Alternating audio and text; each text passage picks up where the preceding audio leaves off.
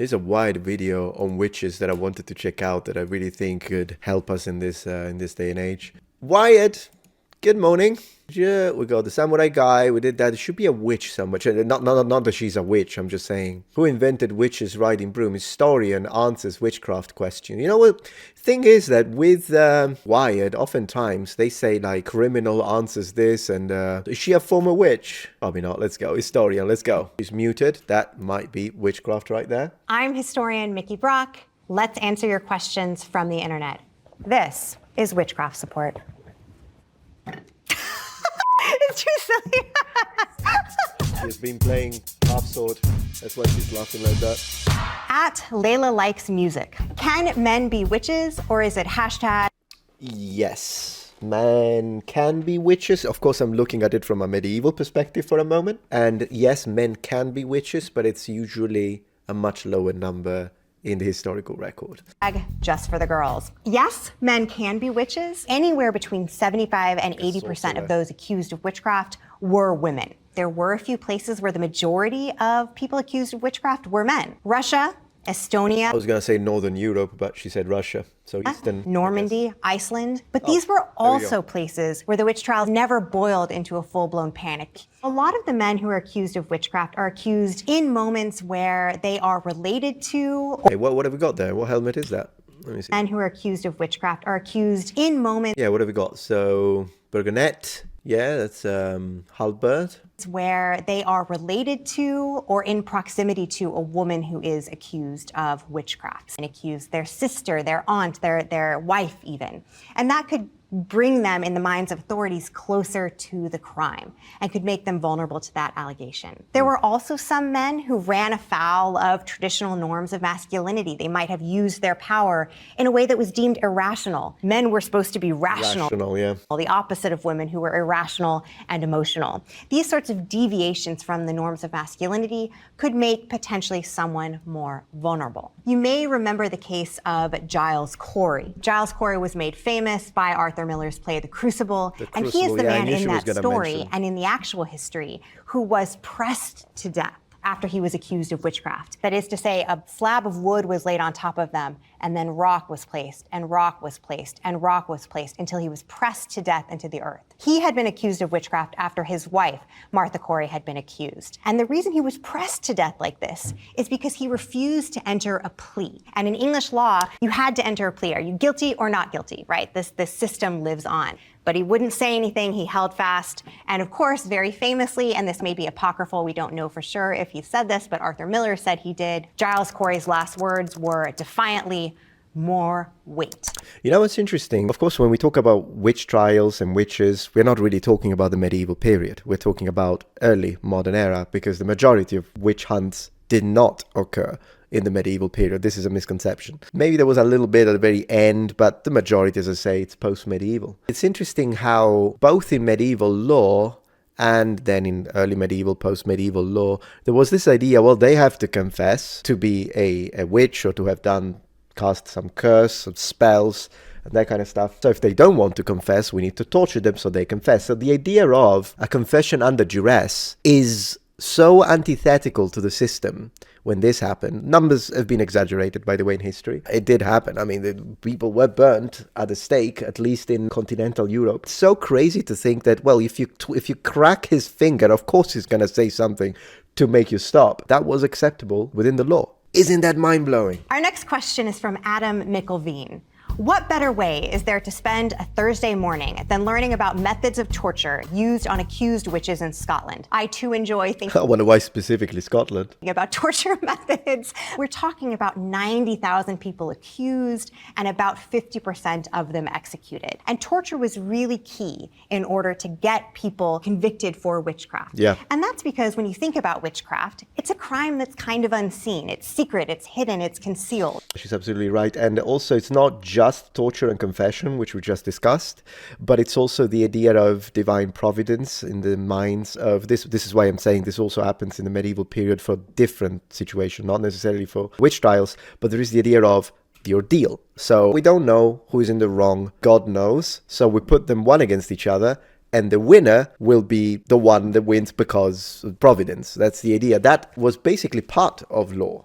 And so it happened also, this translated into the post-medieval period as well, 1600s, 1700s even, in the idea of throw them in the river and see if they float. If they're innocent, they'll float. If you don't have eyewitnesses to the crime, then what you need is a confession. You need an individual to confess to meeting with the devil under the cover of night, using harmful magic to kill babies and harm crops and render men impotent. So the question might be, what sorts of torture methods did they use? If you're interested in Scotland, they really enjoyed the thumb screws. These little screws that tighten and tighten and tightened on your thumb. In some places... I hope I don't get demonetized for this, by the way, when I re-upload it on YouTube. Sometimes they give the yellow dollar sign because of it, even though you're just doing history. But it is what it is. They were a little bit less gruesome, like the use of sleep deprivation, which was common in England in the 1640s. Other places more gruesome still, like the rack, a medieval torture device that was used into the early modern period that could either stretch or compress limbs. The strappato, which is used to tie arms behind one's back and hoist you up over a pulley, sometimes with weights attached to your legs, so that your shoulders become dislocated. So really horrific stuff. And of course, we know torture gives us terrible information. You know what's kind of strange, though? I'm going to sound a little mean, I suppose. I don't mean it that way, but it's funny how she's like speaking about all these tortures and devices, and then she has this grin and this smile, and the eyes make it look like she's really enjoying it. But I mean, she's pretty good so far. She's explaining things really well. It's not good judicial practice, but it was useful for authorities who felt that witchcraft was such an exceptional crime. They would use torture in ways they typically wouldn't. People were allowed to flout the typical legal norms and practices.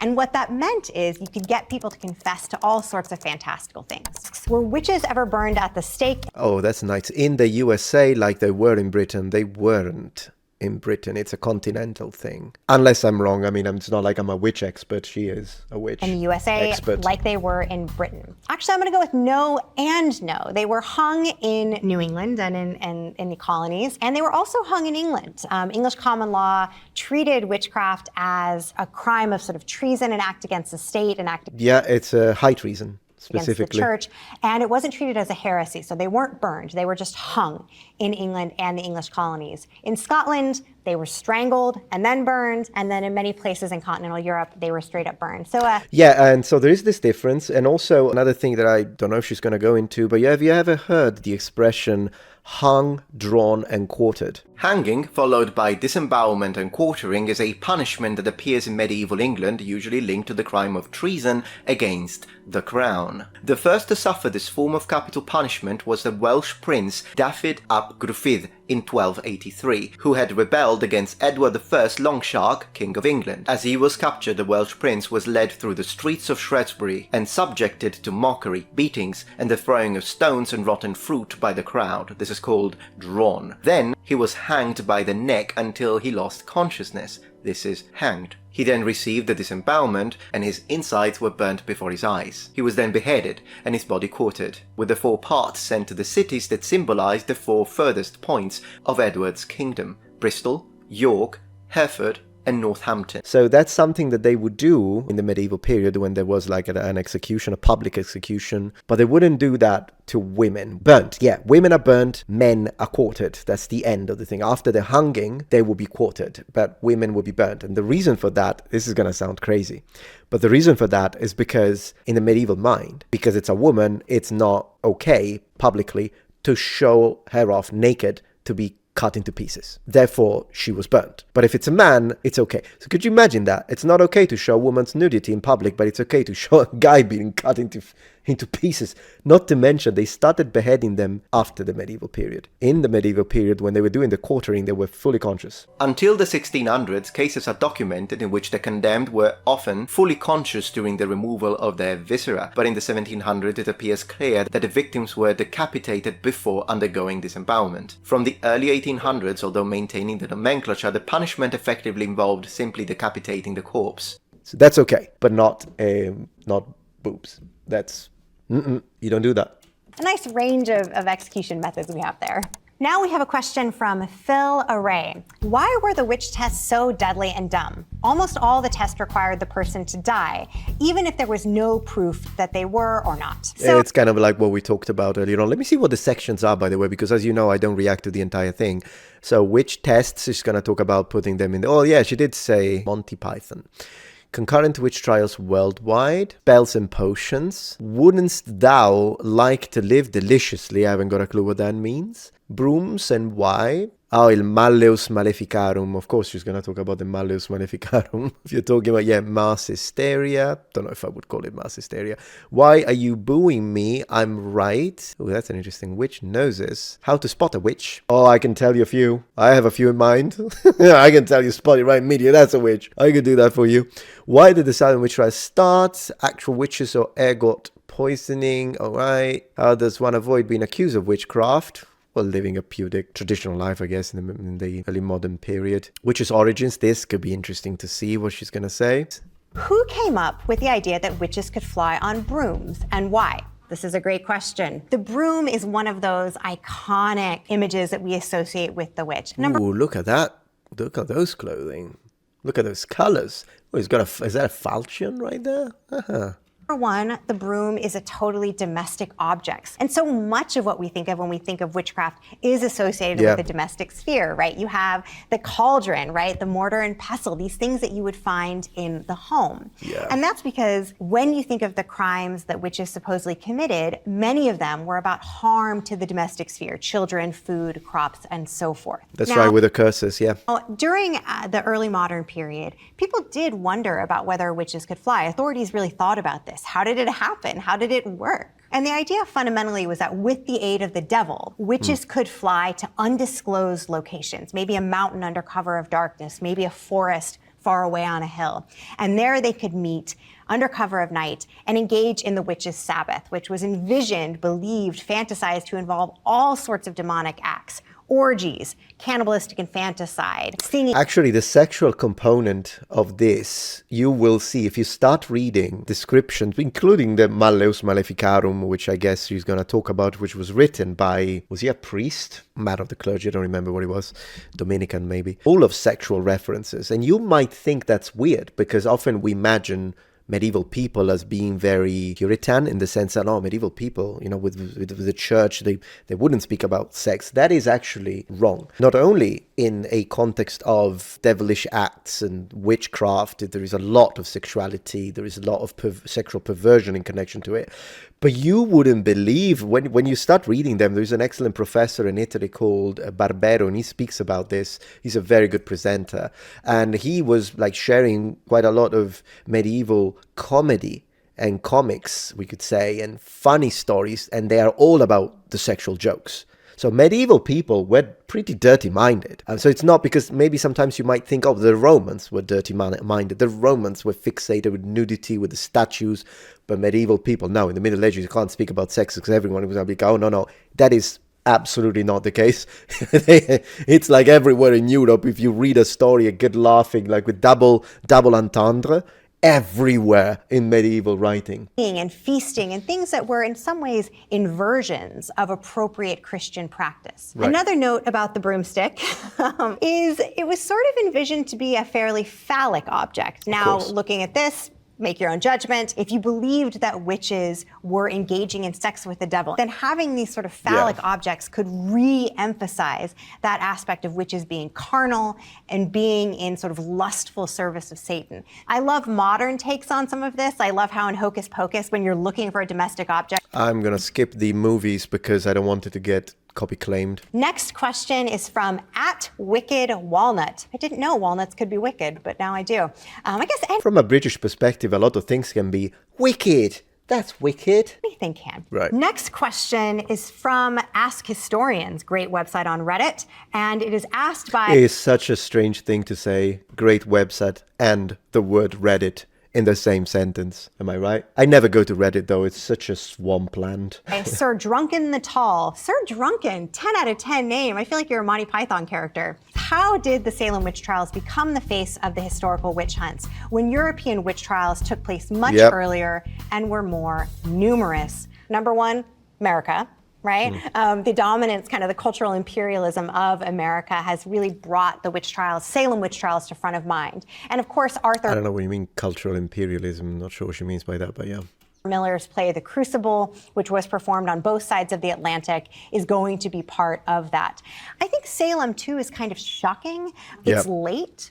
Right? It's in the early 1690s. Right, so you would expect that by the 1690s you wouldn't be burning people. Yeah, I suppose. Happens in this Puritan colony that's often held up as this great example of the American experiment. And I think because it's so late, people think surely this is a time period when they have stopped hunting witches by the end of the 17th century, right? The 17th century is the heyday of the scientific revolution. We're talking about, Galileo and Isaac Newton and all of these things. Yeah, it's interesting that she's putting it that way, because at the end of the day, it just doesn't make sense. Because it's based on the idea, such a statement, such a logic, if you could call it that way. It's kind of based on the idea that, people in the past were barbaric, like in the Middle Ages. That's something they would do in the Middle Ages, but not the enlightened modern man. And yet the enlightened modern man did 2 world wars that caused so much death that in comparison, the freaking Crusades were you know what I mean? So this enlightened modern man is just, it's just, man is man. So people see Salem as sort of a shock to the system, whereas potentially a 16th century witch trial seems more understandable. But I also want to say that this idea that the witch hunts happened in the Middle Ages, it's wrong. They didn't. If you ever hear someone say witch hunting was a medieval phenomenon, it was not. The bulk... Oh, see, she's nicer than me. If you ever hear someone who says the witch hunt is a medieval phenomenon, and then she's like, it's not, I would have said, it's nonsense, and they haven't got a clue what they're talking about. Burning people for witchcraft is absolutely barbaric, but so is nuking people. So is the stuff that we did, the experiments, the Japanese unit and the stuff they did in China. Humans are humans. That's what we do. It's horrible stuff. But the idea of, we are so modern and enlightened, but people in the past were so... That's what I'm contesting. That is something that's not with her. She's actually... kind of agreeing with me at this point. It's just, I don't even know that. Happened in the early modern period, that is to say the 16th and 17th century. Right. Cora asks, why is witch hunting considered to be bad? They tried to eat some children in a gingerbread house that one time. Dr. Sandman, I love this question because it brings in one of the most prominent stereotypes that occurs not just actually in witch hunts, but in moral panics in general. And this is the fear of the specter of harm to children. The Hansel and Gretel story fundamentally is about these 2 innocent kids who just love candy, following the trail into a gingerbread house and then becoming a nice midnight snack, pop it in the oven, whatnot. What's the inversion of the good mother? Someone who harms children. Yeah. Women are meant to give life to children, to nourish them. So the inversion of that, the inverse of that, the opposite of it, is this witch who harms them, who... Makes sense. Eats them even. And that's why you see harm to children in so many of these witchcraft cases. Oh, that's very interesting, actually. I never thought of it that way. Like, now that she said it, it makes sense, but I never thought of it that way. That's not unusual to witch trials, right? Much of the stereotypes about Jewish communities early on are related to harm to children, to blood libel. You see it certainly in the communist scare, actually, this fear that communism could be spread to children. What about the children? You see it in the satanic panics of the 1980s, this fear of what's going on at pre-K and daycares and whatnot. So harm to children, I think... Well, yeah, sometimes that is actually true. Is one of those useful, movable fictions that people use as a way to articulate, to justify, and to demonize over the course of repeated moral panics that are still very much with us, I think. Yeah, sure. I mean, sometimes, of course, if it's a false accusation, a manipulative act, when it's not a false accusation, it's something you've got to do because children are the ones that we need to take care of first and foremost. Women and children, right? Anyhow, is the Malleus Maleficarum worth reading at this late date? Well, for those of you who don't know, the Malleus Maleficarum is the hammer of witches. Oh, actually, Maleficarum sounds better as a Malleus. Malleus means hammer, by the way, in Latin, or a mole. What's the word in English? There's a word very similar to it.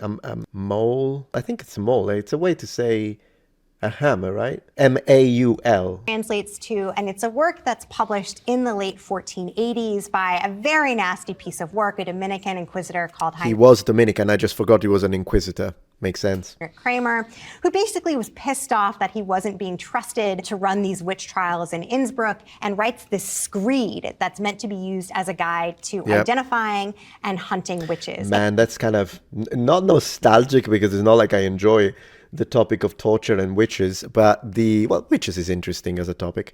But I do remember reading the Malleus Maleficarum and studying it a little bit when I was trying to figure out how witchcraft was conceived in the medieval period, particularly when I made my video. By the way, I might as well give myself a shout out, since that video didn't do very well, and I'm going to add, unfortunately, since I think it was a great video, this. So, did medieval people believe in ghosts and ghosts, undead and apparitions in the medieval period? Yeah, I mean, 62,000 views is not bad, but in 11 months it's a little, oh well. So this is a nice video, and I went kind of deeply. I mean, it's 18 minutes, but it's fully scripted. So it's quite a lot of condensed information into how medieval people perceived the idea of the undead, specifically focusing on ghosts and apparitions. And one of the main, most staggering differences between the way we imagine a ghost and the way medieval people would imagine a ghost is that even though there are exceptions that are more in the realm of stuff is moving and it's probably something invisible, in a lot of contexts, ghosts are physical. And a medieval ghost in the tales often would be closer to a zombie from our perspective. It's not always the case, but I do read on this video a few passages and a few stories from the medieval period, and it's actually quite interesting. Should you read it? Is it worth reading? Well, how much do you enjoy misogyny and demon sex? That's kind of a patronizing way to put it, Professor, to be honest. No, I can read it even if I don't enjoy misogyny and demon sex. I can still read it to study it for an interest into the period. Misogyny, I mean, it's the Middle Ages from a more modern perspective, I guess. If you enjoy both of those things, then that is the book for you. But in all seriousness, it's a book that well, I guess she's joking. It's fine, maybe. Is really important for sort of promoting some of those misogynistic tropes that are part of the witch trials. Certainly one of the... I wouldn't focus on the misogyny. I mean, it's kind of obvious. You're reading an inquisitor. I mean, what did you expect from an inquisitor who was looking for women to burn alive? Things that Heinrich Kramer in the Malleus Maleficarum was obsessed with was this idea of witches as being carnal, in witches as being lustful, in witches as having uncontrollable tongues that couldn't be trusted. He really thought mouthy women tended to be witches. So I can only imagine what he would have made of me and many of the women in my life. Sometimes my students ask me why the Malleus Maleficarum was so popular. Why was it translated so quickly into English? Why did it become so prevalent? And why today do we still think about it, right? If anybody knows a witchcraft book, that's what they know. And part of it is, I think, because the Malleus Maleficarum is at times quite illicit. It's quite pornographic. One of the most salacious, interesting folkloric stories in the Malleus Maleficarum is this story of this group of witches who were widely known, as he says, to be stealing men's members. Oh, that's insane. And taking them up to a tree and putting them in the branches and feeding them corn. It gets a bit weird. And a man came to the tree. I did not remember that one. And said, I've lost my member. I need my member. And the witches say, okay, you can choose yours from this tree, but do not take the biggest one, for that belongs to the village priest. I love that story because in some ways it combines folklore, but also with actual witch belief. People were really worried about witches causing impotency. There really was. Yeah, there is a connection to the impotency, absolutely. And the idea of causing impotency is probably derived from ancient Middle Eastern tales of demons that would do that, would feed on men's interest and then through sexual desire, and then they would cause impotency or just devour them. As a case of witchcraft in the 17th century where a man supposedly lost his penis to a witch.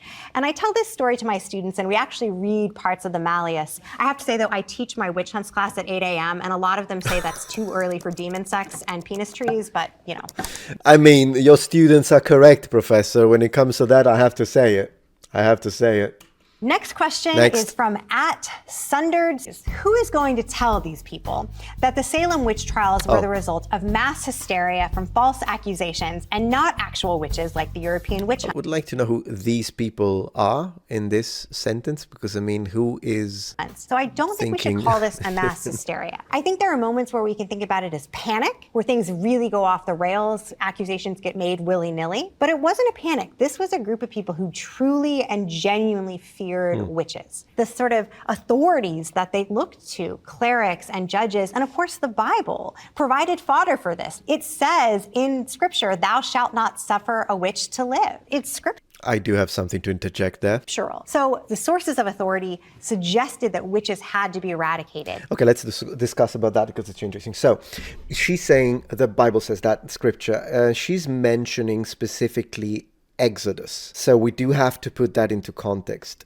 First, when it comes to the Gospels, don't say that, it's Exodus. So you would have to put it on the same line as the section in the Bible that says don't do tattoos, or the section in the Bible that talks about Levite priests, or the section in the Bible that says eat this but don't eat that, or the section in the Bible that says thou shalt not mix cotton and this other material. Like, there is a lot, particularly in the Pentateuch, I don't know how to say that in English, but the first 5 books, it is pretty intense. But then again, it also needs to be translated in and adapted into context. Also, that specific verse, I am familiar with it. That specific verse is translating a word in Hebrew, even to this day, is debated, the one that is translated as witch, is debated as whether it's an actual feminine singular, thou shalt not let a witch, or a sorceress. It actually can be translated both.